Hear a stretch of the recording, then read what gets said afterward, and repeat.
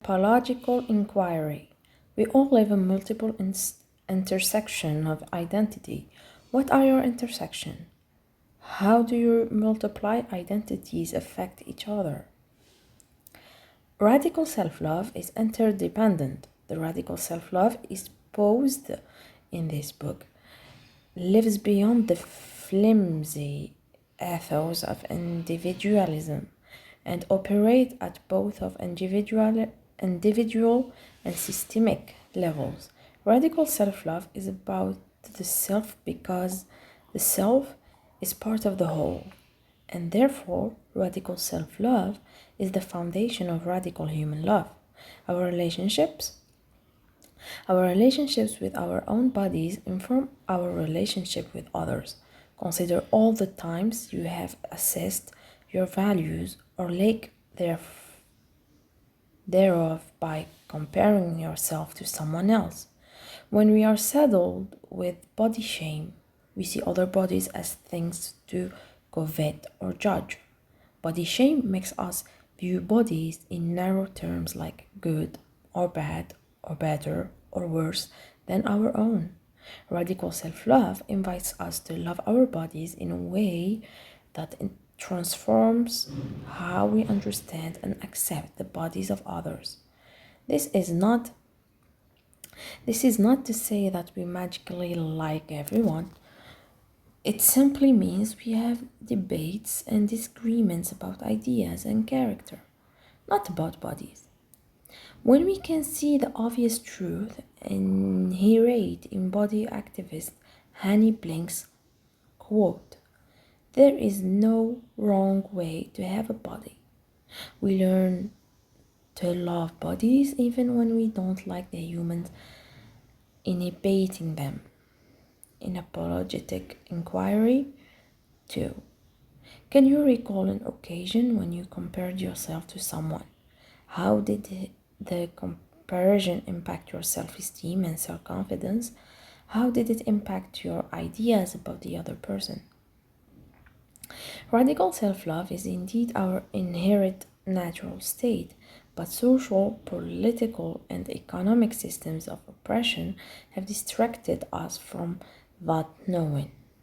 Remember that toddlers I mentioned a few paragraphs ago who delighted in their wondrous body, aka you as a kid? I know radical self-love can seem like a planet outside any galaxy you've heard of. I want to assure you, radical self-love is not light years ago. It's not like light years ago. It is not away at all. It lives in you, in your very essence. You do not have to become radical self-love. You don't have to try to travel to it as though it were some far-off destination. Think of body shame like the layers of an opinion.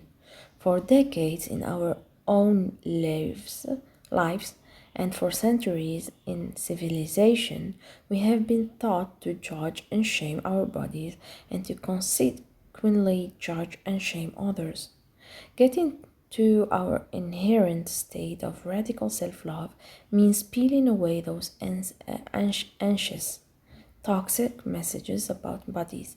It is like returning the world's ugliest shame sweater back to the store where it was purchased and coming out wearing nothing but a birthday suit or radical self-love.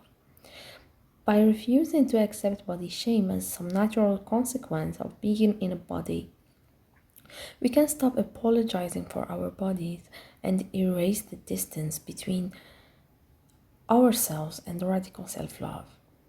When we do that, we are instantly returned to the radical self-loving stars we always were. Talk about transformative power. What have we been apologizing for? What if we stopped? As 9 years old, I was sorry for everything. Sonia, you left the refrigerator open. Sorry. Sonia, Why is your coat on the couch? Sorry. Sonia, did you get grape jelly or that white pantsuit I paid good money for? Sorry, sorry, sorry. A litany of apologies for my ever clumsy, messy, forgetful self, who spilled evidence of such all over the house. Sorry was my way of gathering up the spill. After all, I was a new generation of raising kids. My grandmother was enlisted to do after having already raised three children of her own. I knew that my grandmother loved me, but even at 9 years old, I also knew that I also knew she had to be exhausted. Grandma eventually started scolding me for saying sorry all the time, for saying sorry all the time. Hush all that sorry. You ain't sorry. If you were sorry, you would stop doing it. I wondered if there was any truth of my grandmother's admonishment. If I were sorry, truly sorry, would I stop doing whatever it was? Could I? Living a female body, a black body, an aging body, a fat body, a body with mental illness, is to awaken daily to a planet that expects a certain set of apologies to already live on our tongues. There is a level of not enough or too much sewing into these stands of difference. Recent discoveries in the field of epigenetics have established how the traumas of resiliency of our ancestors are passed on to us molecularly. Being sorry is literally a lesson in our DNA. In the Jim Crow South, an apology could at times be exacted by death sentence. Emmett Till's family came to know this brutal fact in the summer of 1955 when the 15 years old's obligatory apology for whistling at white women would come in the form of fatal gunshot, after which his lifeless body was affixed to a tire of and dumped in the Tallahatchie River for far too many women. The expectation of an apology began after the sexual assault report ended in an interrogation about the length of the skirt she was wearing or how many drinks she had at the party. There are minuscule daily ways each of us will be asked to apologize for our body, no matter how normal they appear. The conservative haircut needed to placate the new supervisor. The tattoo you cover when you step into an office building and increase your chances of being treated professionally are examples of tiny apologies society will ask you to render for being in your body as you see fit. For so many of us, sorry has become how we translate the word body. In apologetic inquiry number 3. In what ways have you been asked to apologize for your body? For a decade, I spread out before the word a buffet of apologies. I apologize for laughing too loudly, being too big, too dark, flamboyant, outspoken, analytical. I watched countless others roll our similar scroll of contrition. We made these apologies because our bodies had disabilities and needed access. We made them because our bodies were aging and slower, because our gender identity was different than the sex we were assigned at birth, and it confused strangers. We apologized for our weight, race, sexual orientation. We were told there is a right way to have a body, and our apologies reflected our indoctrination into that belief. We believed there was indeed a way in which our bodies were wrong. Not only have we been trying to change our wrong bodies, but we have also continued to apologize for the presumed discomfort our bodies rose in others.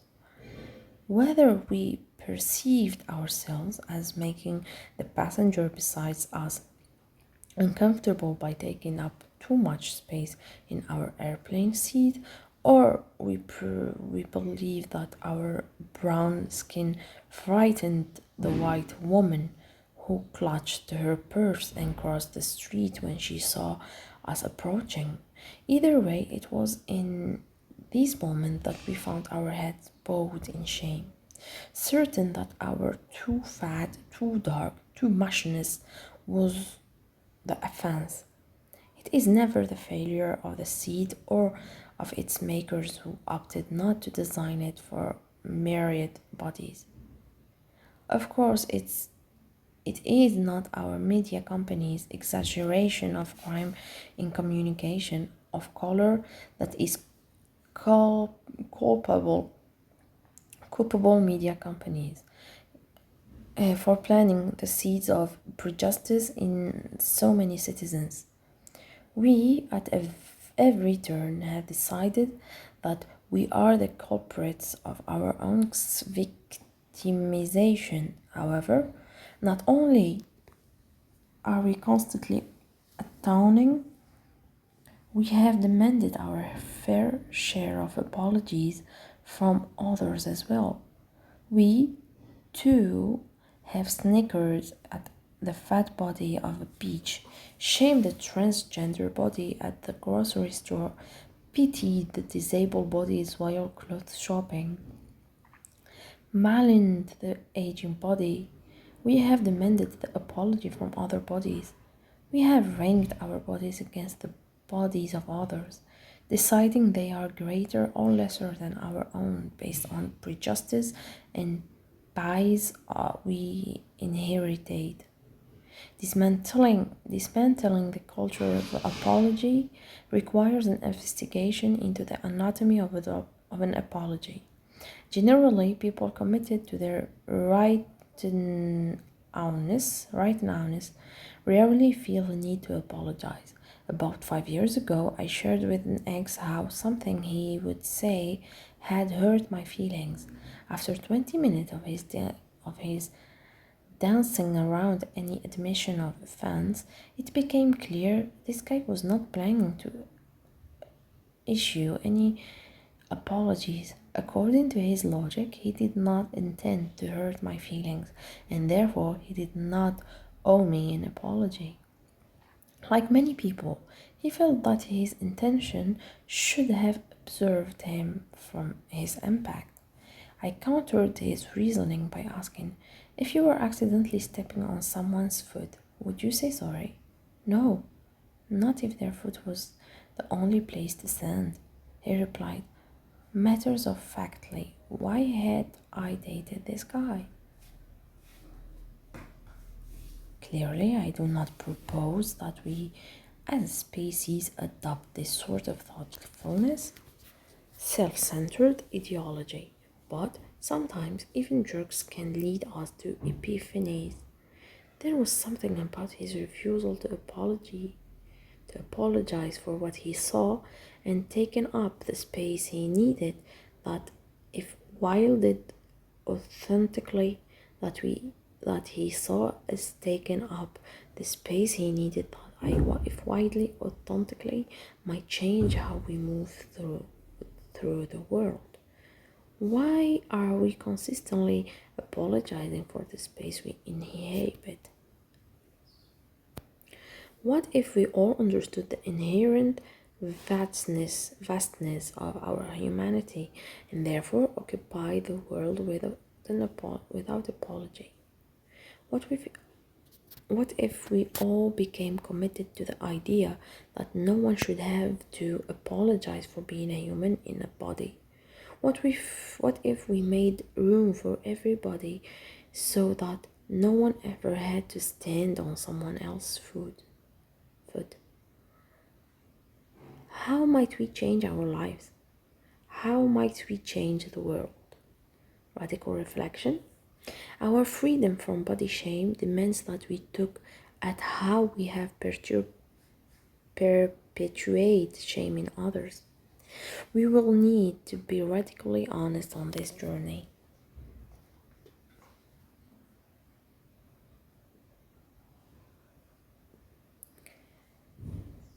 The planet is a big, daunting place. It is easy to feel at the whim of the universe.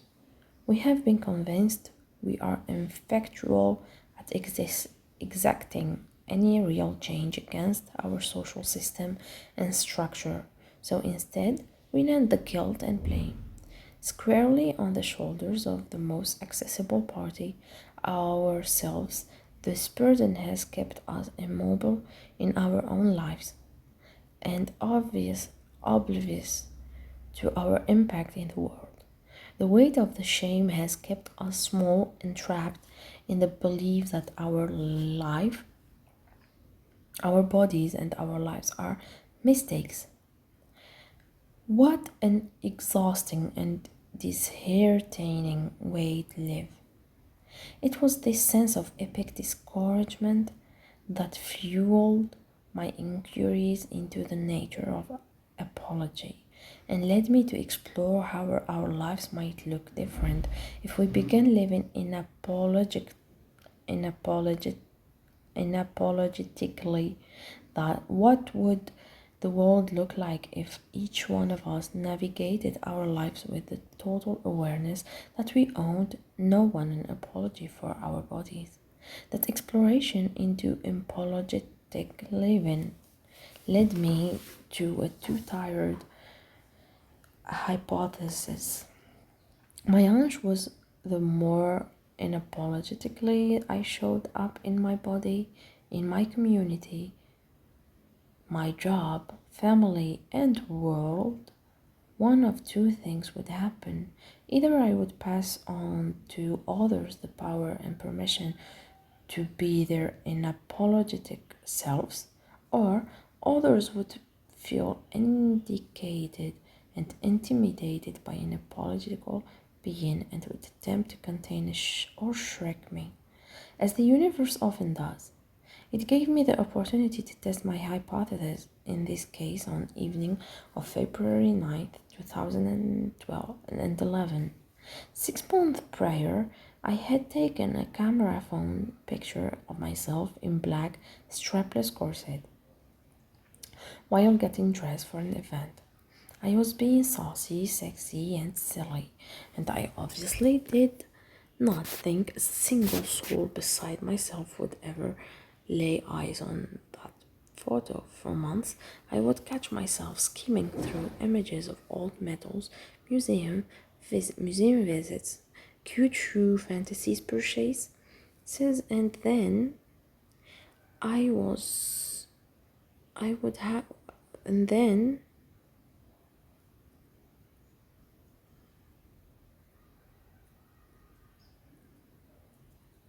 I would, I would happen eyes on that photo.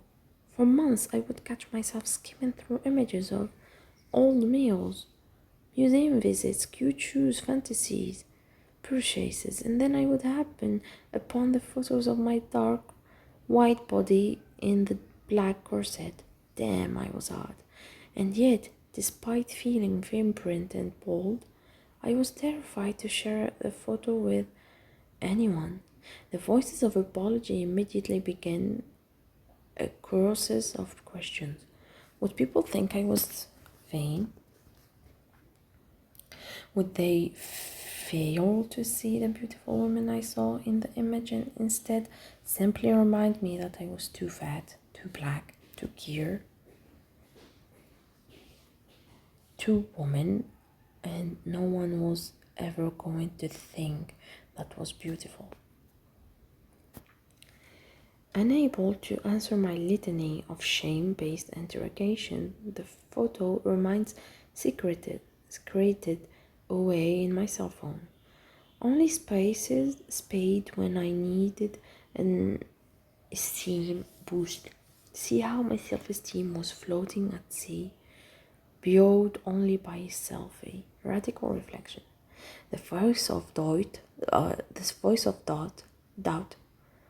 the voice of doubt, shame, and guilt blaring in our heads is not our voice.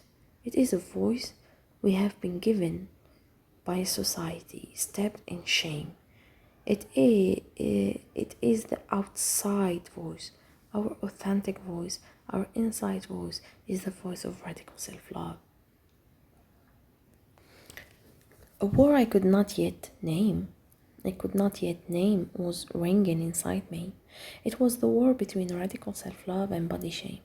On February 9th, 2011, a friend posted a picture of plus size model Tara Lean on my Facebook wall. Immediately I was taken aback by her gorgeousness and more than a little enamored read total crush. Searching her name on Google, aka internet stalking her, returned photo after photo of this stunning woman posing casually in jean and crisp white shirt for a trendy department store, or wearing nothing but a string of pearls while splayed across the fur rug. But the final photo would be the one to prove at least a portion of my hypothesis. I ran the mouse across the hyperlink, and there was Sarah Lean standing resplendent in a black corset, the cover girl for a new lingerie campaign. Her empowered being instantly empowered my being. In one click of a digital image, Tara Lean gave me permission to be fully seen in my body. Opinion be damned. I did it. I did in that moment what I had felt completely incapable of doing for months. I immediately posted the picture of me in my black corset onto Facebook. Alongside the image, I wrote the following caption. In this picture, I am 230 pounds. In this picture, I have stretch marks and unfortunate decision in the shape of a melting Hershey's kiss on my left thigh. I am smiling like a woman who knows you're watching and like it. For this one camera flash, I am unshamed and apologetic.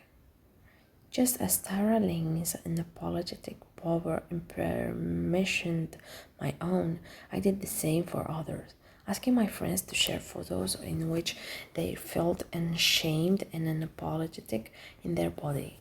The next morning, I opened my Facebook page only to discover I have been tagged in over 30 photos of people of varying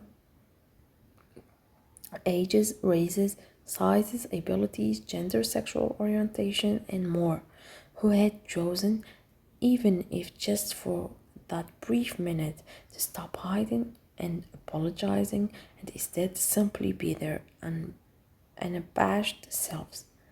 I was consumed.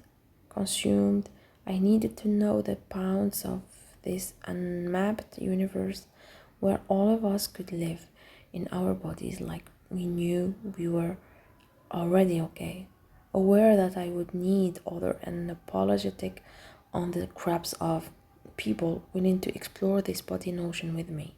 I did what any Gen Xer on the cups of millionaire statues would do. I started a Facebook group and used it to house these newly sourced and apologetic photos from my friends around the country. The group operated as geographically unconstrained space where we could practice loving ourselves, our bodies, and the other people's bodies unapologetically. I named the page after the poem I had written right around the time I took the faithful, saucy selfie. The body is not an apology. Quickly, it became clear that our brief moment of unapologetic living were highly contagious acts like the flu, but much happier. Being unapologetic created an opening for radical self love. Each time we chose to embrace the fullness of ourselves, some layers of our body's opinion, uh, onion got peeled away, evidencing the power of every small unapologetic act. I have been watching this radical disrobing of shame change the world, one unapologetic human at a time. And each moment that I practiced living unapologetically, I realized my grandma was right. I wasn't ever actually sorry. When we truly love ourselves, there is no need to be. An apologetic inquiry. What are you ready to stop? What are you ready to stop apologizing for?